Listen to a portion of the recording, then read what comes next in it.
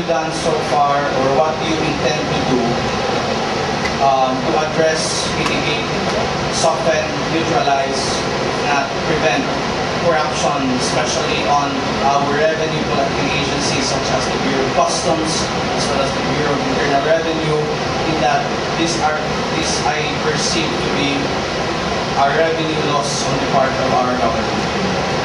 Yeah. I think from the answer of the two senators, it is clear that to stem corruption, you have to have a systemic partnership within government of the legislative, executive, and judicial branches.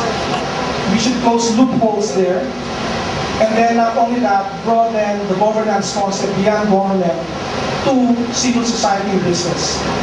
This is very important because not each one has a role to play.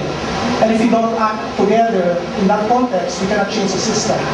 There are all kinds of creative ways to go around the law, as we've seen in infomercials, right?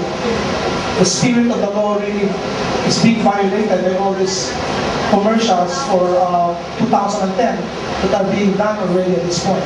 That's just one example.